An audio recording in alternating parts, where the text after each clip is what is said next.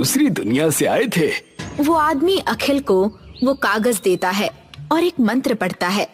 त्रिकाल्य विमानार्थ कालीन जाग्रथा सिद्धे। मंत्र पढ़ते ही उसके छोटे से क्लिनिक के नीचे अब कालीन आ गया था। ये लो बेटा, अब इस छोटे से अस्पताल को तुम कहीं भी उड़ाकर ले जा सकते हो।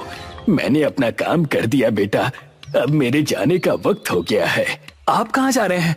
बेटा, मैं मर चुका हूँ, बस तुम्हारे दादा की आखिरी इच्छा पूरी करने तुम्हारे पास आया था। खुश रहना, आबाद रहना और बढ़ते रहना। इतना कहकर वो आदमी गायब हो जाता है और अगले दिन अखिल की क्लिनिक एक जगह से दूसरी जगह उड़कर जरूरतमंद लोगों के पास पहुंच जाती है। ये बात जब जमींदार को पता चलती है तो उसके होश उड़ जाते हैं। कोई भी हमारे अस्पताल नहीं आ रहा है।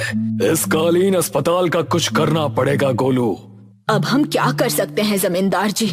अगर उस दिन उसके दादा की मदद कर दी होती तो शायद ये दिन नहीं देखना पड़ता हमें। चुप हो जा, मैं जल्दी ही कुछ करूंगा जिससे गांव वालों के होश उड़ जाएंगे। मैं उनके खान पान में मिलावट कर दूंगा, जरूरत पड़ी तो पानी में जहर घोल दूंगा। फिर देखता हूँ वो डॉक्टर अखिल कैसे लोगों को बचाता है। थोड़ा धीरज रखिए जमींदार जी, अगर चोट पहुंचानी है तो उसके दिल पर वार कीजिए। मतलब? उसका परिवार, वो अपने परिवार से बहुत प्यार करता है। उसके पिता राजनाथ और माँ शिल्पा को अपने घर बुलाइए। क्यों? बुलाइए तो सही, मुझ पर विश्वास रखिए। जमींदार अखिल की माँ और पिता को अपने घर में आमंत्रित करता है। ये सुनकर वे जमींदार के घर पहुँचते हैं। आइए आइए, आपका स्वागत है। आपके बेटे ने तो गांव का नाम रोशन कर दिया। आपका बेटा आप पर बहुत ध्यान देता है। हाँ जमींदार जी। जमींदार राजनाथ से कहता है, राजनाथ, चल बता, तेरा बेटा कालीन पर अस्पताल कैसे उड़ा रहा है? आप दोनों का अपहरण हो चुका है।